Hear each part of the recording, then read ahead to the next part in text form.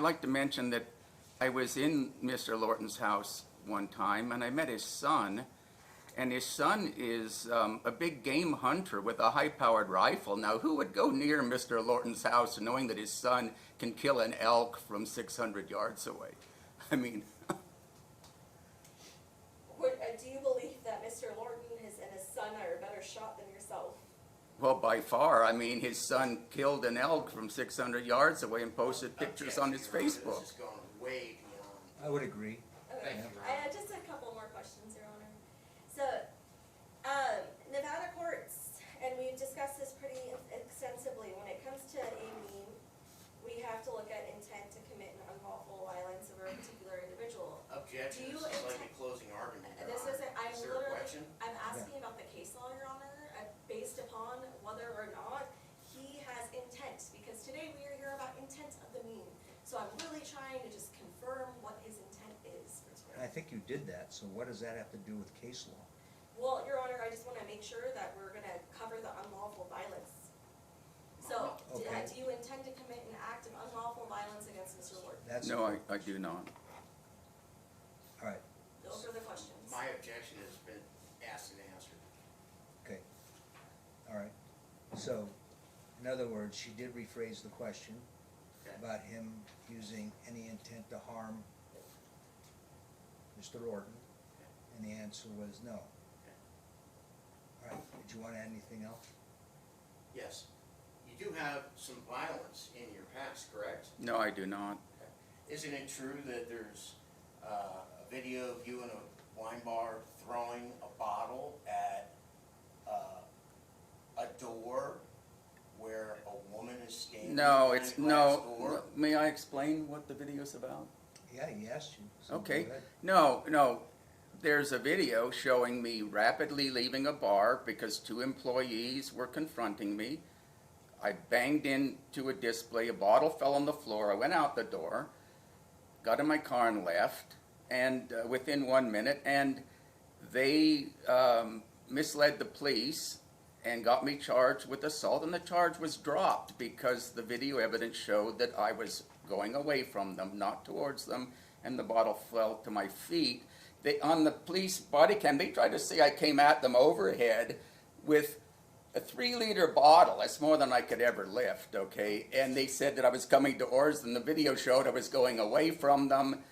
I bumped the bottle, it fell to my feet, and I went out the door, and the charge was dropped, So okay? there's no video of you throwing a bottle at a No, glass door no, where there's a no, person standing behind it? No. Okay, thank you. No further Okay. questions, Your Honor. Your Honor, I have one question after that. All right, fair enough. Just one. Just to confirm,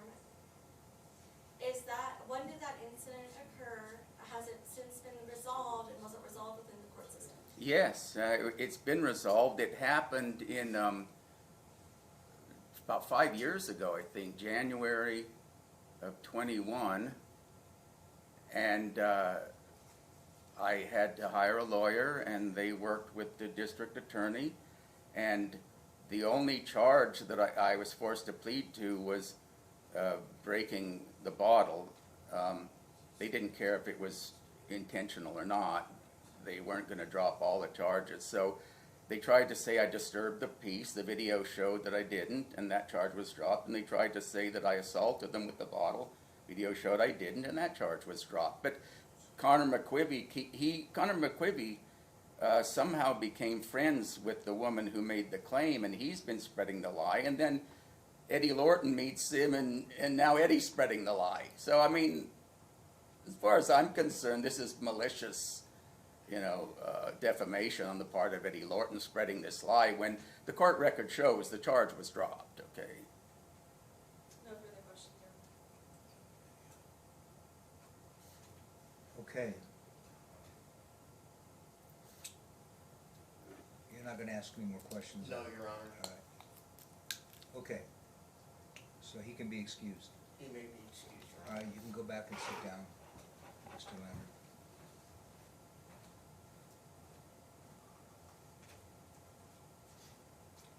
So at this stage of the proceeding, I typically don't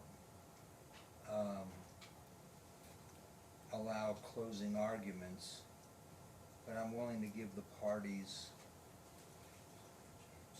about 5 minutes each to give me a brief closing. Is that something that's acceptable? Yes, sir. Yes, Your Honor. Okay, so I'll let you go first.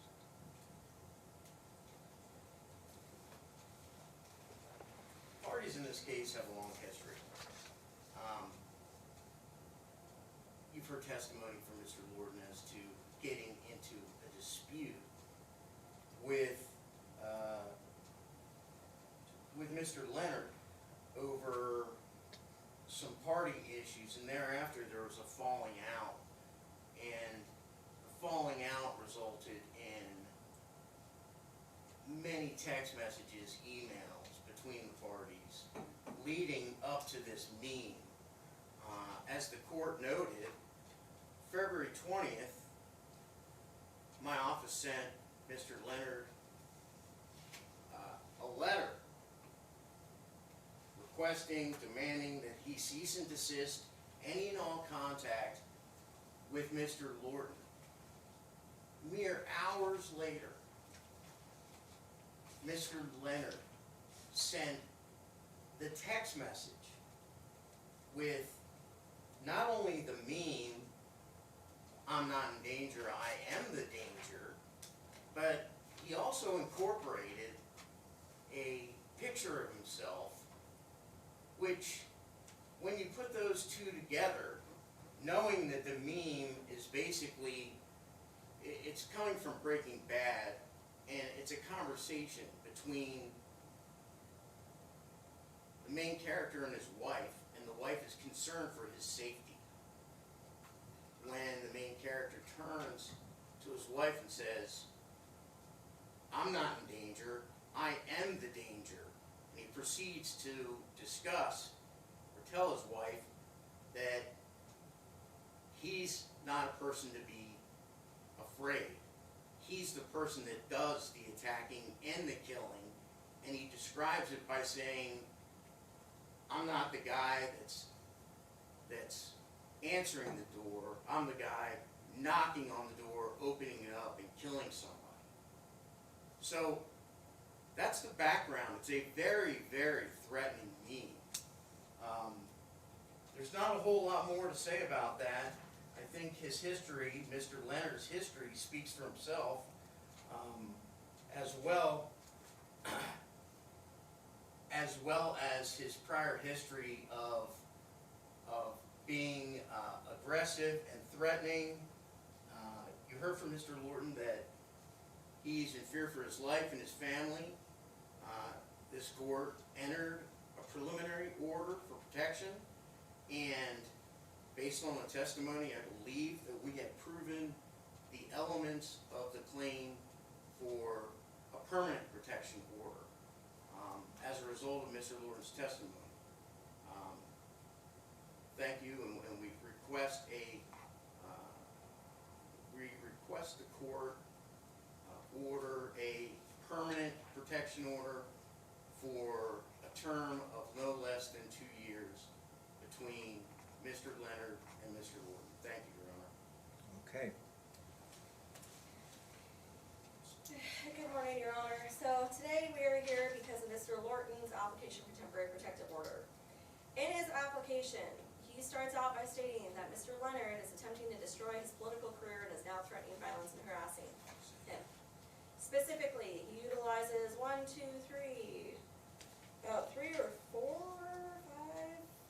five instances of First Amendment protected activities based upon my client's use of Mike's Reno Report, a blog that he has created and utilized. The fact of the matter that today, the only question that we have is whether the sending of a meme pursuant to Nevada law qualifies under the stalking statute.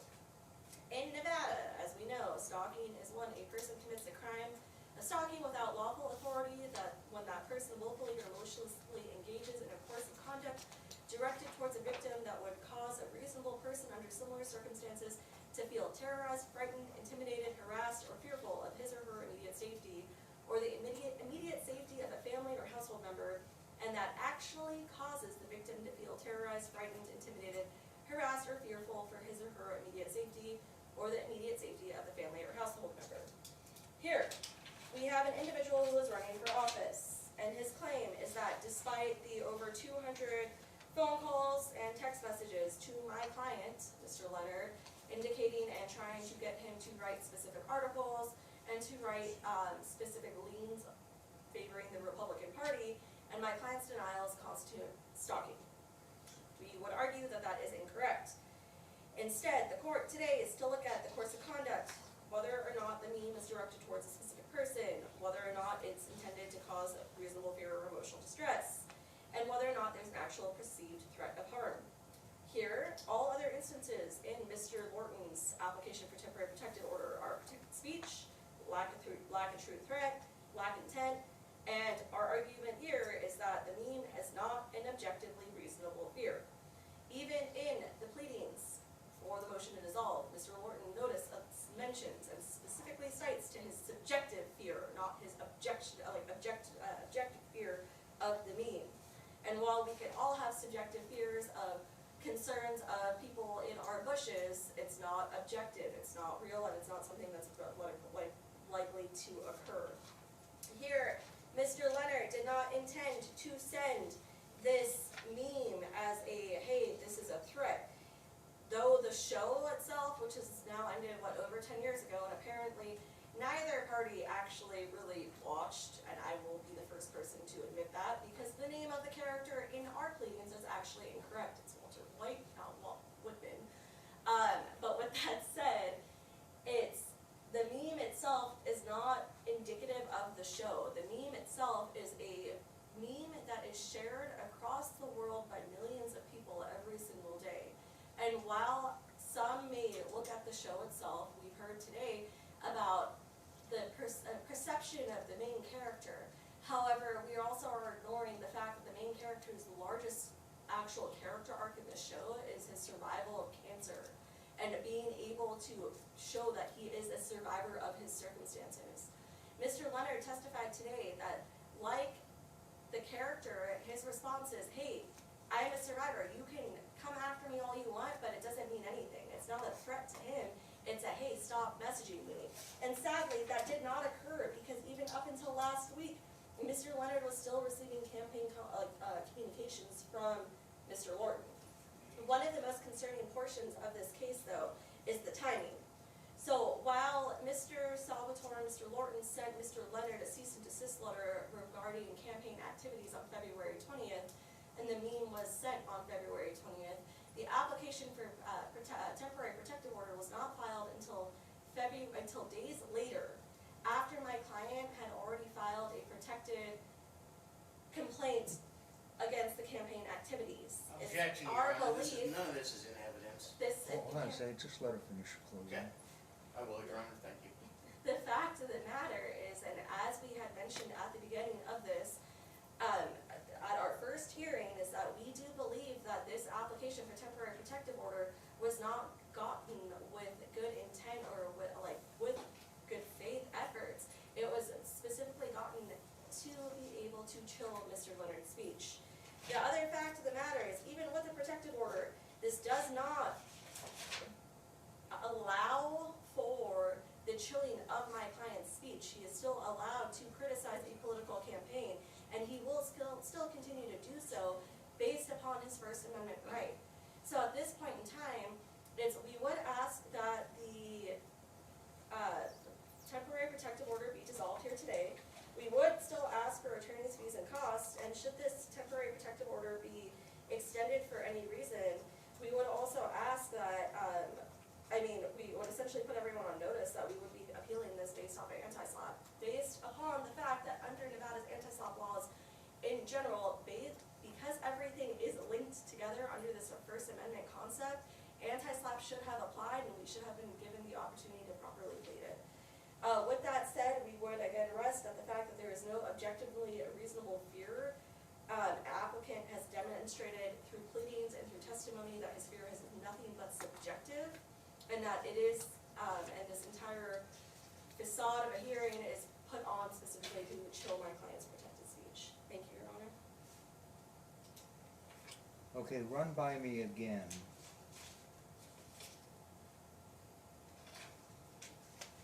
This argument about properly pleading the anti-SLAPP defense?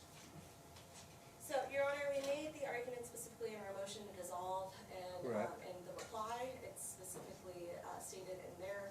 So under NRS 41.660, it's speech that is, that is essentially protected. So actually, let me pull out the specific wordings if you have it. It is applicable under anti-SLAPP, so under a motion to dismiss. We had specifically asked in my motion to be able to properly plead, so for leave to plead the actual anti-SLAPP, because all of the instances tied in the application for temporary protective order are tied to this idea of protected speech. Well, let me stop you right there, because you did file a motion to dismiss, correct? Yes, Your Honor. And in that motion to dismiss, you indicated that a defense, the reason why you wanted a motion to dismiss this TPO was because of the anti-SLAPP rules, because the issue was one of public interest. So why don't you think you've already pled it? Or at least you made it clearly an argument of your motion to dismiss? Your Honor, because anti-SLAPP has specific standards that have to be met when we do plead it, and so we did it as a motion to dissolve, specifically under the Reno Justice Court rules. Anti-SLAPP under NRS 41.660 Right. has a little bit more that needs to be pled to it. So, and because the opposing side just stated that it does not apply, the actual pleading itself ended up saying that, hey, it applies, we'd like to fully plead it. The opposition was stated that it did not apply. Our response stated that it does. Right. And that, again, we would like to actually plead it, but we didn't have. Actually pleaded in what form? It's a specific motion to dismiss under NRS 41.660. You don't think you did that in your motion to dismiss? No, again, if we didn't go into as, Well, far why as is that a problem? That's up to you and what kind of details you wanna put in your Because, motion to dismiss. If you're telling me you didn't adequately argue the point in your motion to dismiss, we and did you wanna in our, amend it? yeah, we did in our reply, Your Honor, but I like to give the opposing side the opportunity to properly plead things and to properly respond to things. However, with that said, I mean, there is enough there for an anti-SLAPP ruling, should the court decide to do so. They do have to be set for a separate hearing though, to be able to move forward under the statutes and under the case law. All right, fair enough. Okay, so I didn't mean to cut you off. Is there anything else you wanted to argue in your closing? No, Your Honor. Okay.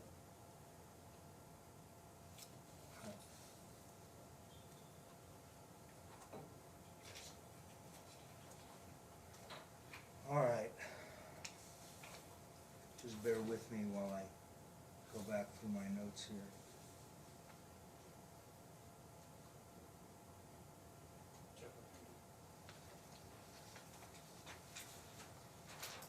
Okay. So some initial observations.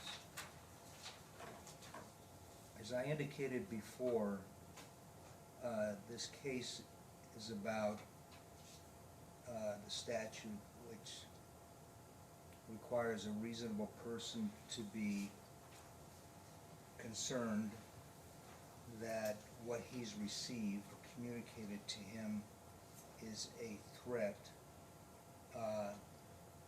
that could be carried out. All right? I indicated I was not interested in any testimony or evidence with respect to Mr. Leonard's, Mr. Lorton's duty to report campaign disclosures, or Mr. Leonard's arguments that he should disclose certain in-kind campaign disclosures. I also indicated that I was not interested in slanderous or defamatory remarks or communications because those are civil cases. I've already made my point with respect to the First Amendment, which applies to some of these communications that have been discussed not only in the documents but in the testimony. The witnesses that wanted to be called in this case I mean, when, and I'm gonna call these individuals by first name, Cheryl, Lynn, Debbie, and Diana. I mean, comments by Mr. Lorton, whether he said them or not, that may be degrading to other individuals, that Mr. Lorton is a four-time loser, that he's cheap, that he called people's names, those are not relevant to this proceeding, all right?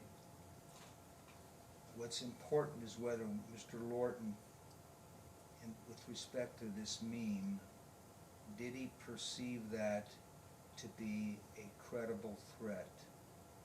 And he testified that he did believe that that meme was a credible threat.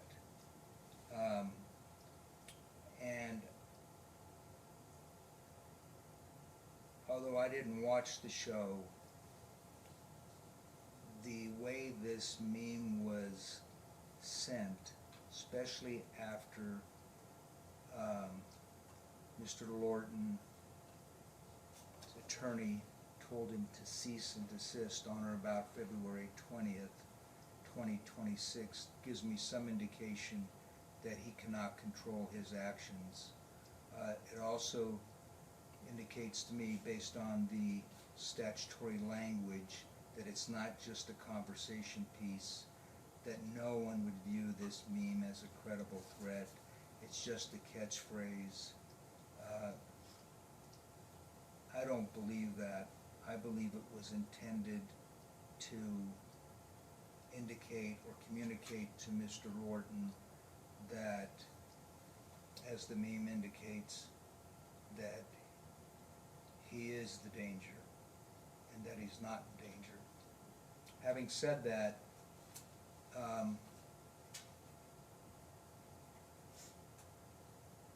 any evidence to ruin his political career is not relevant. Any blogs that criticize Mr. Lorton's candidacy is not relevant, would not be captured within an EPO. Any dispute about hijacking the event would not be captured within the EPO. Whether he complies with disclosure issues would not be captured in the EPO. The anti-SLAPP issue, I think much of what was tried to be discussed in the application and the other documents in the testimony are within the public interest. Again, the campaign disclosure, but what is not within the public interest, in my opinion, is this meme and what it intended to communicate to Mr. Lorton. So I am going to issue an extended protective order. However, it's not going to be for 2 years. It's only going to be till, December 31st, 2026. And at that point, it will expire by its own terms. All right, that will apply to Mr. Lorton, his home, and to his wife. All right? Again, it does not apply to any of Mr. Leonard's newsletters, because they're protected by the First Amendment. They're also protected by anti-SLAPP. Doesn't apply also with respect to any of this dispute over this campaign disclosure issue. That's free for Mr. Leonard to argue, as well as articles that may criticize Mr. Lorton's campaign, because again, that's protected speech. But he cannot communicate with Mr. Lorton directly, appear at his home within 150 yards, or his wife. Make sure I've got all my issues here. Again, for the reasons that I stated, it also does not apply to any slanderous or defamatory statements that may appear in these exceptions. For example, the newsletter, and if Mr. Lorton believes that they're slanderous or defamatory, then you have a right to proceed with a civil action. All right, so that's my ruling. Is there anything further? Nothing, Your Honor, thank you. Anything Thank you. further? The weapons, can we get a clear order regarding his weapons? Well, under the statute, I have to make certain findings, all right, before I can take it. This is not a domestic violence case. It doesn't meet any of the requirements under the statute. So clearly under the statute, he's entitled to keep his weapons. All right, if I thought that he would have to forfeit his weapons, I would have mentioned it in the EPO, but none of those factors are in this case. All right, he never used the gun to threaten Mr. Lorton. That would be one of the factors, so. And Your Honor, there is one other thing. So my client is a member of a organization, as well as he participates with a lot of dinners and things. So what is their protocol if my client is at an event prior to Mr. Lorton arriving and Mr. Lorton arrives? Because it's especially ticketed events. Does my client have to leave? Like, Well, it's the same, I wanna make sure I understand this first. They're obviously gonna see each other in a public setting, correct? So, that is what the concern is, and that has been what my client's concern is this entire time. He doesn't wanna have to be forced to leave areas that he's already at just because Mr. Lorton goes in for a campaign event. okay, fair enough. I have this same issue with other cases too. Did you wanna respond to that? Well, I don't think the issue is who's there first. I think the issue is, he still has to stay away from him. And if they are in the same room, he should not be next to him, he shouldn't be near him, and he should be far away if Mr. Lorton is there first. Presumably then Mr. Leonard should not be entering the room or wherever he is. I mean, I think that just makes sense. So, let me ask you something. These events that you're talking about, can you be a little bit more specific? Is it related to his work? Yes, Your Honor, so it'd be related to his, Mike's renal reports, the events that he goes to, like city meetings, neighborhood advisory board meetings, just events, political events for other candidates, and, and the like. It's just, what is the protocol prior, because some rooms are not 150 feet. Okay, so this is what I've done in other cases. So it'll be 150 yards from his home. All right. Any public events of which the two are present, you will have to stay away from Mr. Leonard 25 feet. Mr. Lorton, Your Honor. Excuse me, Mr. Lorton. Leonard Lorton. Yeah, so then it's just to clarify for the record, Your Honor, because it's happened before at other candidates' fundraisers. So if Mr. Leonard is already there, then Mr. Lorton and him stay 25 feet apart. And so if we could just specify that in the EPO as well, as to make sure that that's not going to be a So violation. in the event that I'll make sure I get this right based on my notes. So, if Mr. Lorton happens to be there first, all right, and it's a public event, all right, that's related to your work, then you can stay there, but you have to stay away from Mr. Lorton 25 feet, all right? Home 150 yards, and with respect to his wife, if you're at a public event related to your work, all right, that would have to be the 25 feet, okay? Because I'm imagining here the venues you're talking about are gonna be larger than 25 feet, is that correct? Like a bar, I don't know. Sometimes they're large. Now, a lot of times I'm invited to political fundraisers that are held in private rooms at restaurants, and Eddie Lorton's known to show up and barge into other candidates' events unannounced, uninvited. Okay, well, I don't know if that's relevant to the discussion. But I Let's- could let's be do- somewhere where I don't expect him and then he shows up. And it's Do a you small- have, and I've done this before in other cases, typically when Washoe County's the applicant, do you have any specific venues that you have in mind? These candidates hold fundraisers all the time in private rooms at restaurants. I mean, I So had my here's the thing, fundraiser and I'm not they gonna, came in. I'm not gonna basically nickel and dime this. So if you're at a public event that's related to your work, all right, and the venue's big enough where you can stay 25 feet away from him, then you can stay there, all right? If you happen to be in an event like you just talked about, Yeah. then you gotta leave. You cannot be there, all right? Understood? But I'm invited and he's not. He shows up where he's not invited. That's what a restraining order is all about, Or a so. ticketed event, Your Honor. Pardon me? Or a ticketed event. I One paid that has a ticket. $100 to be there and he was not invited. And he So still how do you, shows how do up. you know that? So I'm not gonna get into the weeds on this. That's gonna be the rule, and I've already done several carve-outs for you in this EPO, which allows you to go to public events that are related to your work. I would imagine the ones that are important to you are venues that are bigger where you can stay away from 25 feet. All right? For anything that you go to something smaller than that, then you're gonna have to turn around and leave. All right? Just figure it out before you pay $150 to go to an event, whether you can stay 25 feet away from Mr. Lorton in the event he shows up. All right? That's gonna be my ruling. Could we also ask that Mr. Lorton take Mr. Leonard off of his campaign mailing list? That's fair enough. Can you take him off?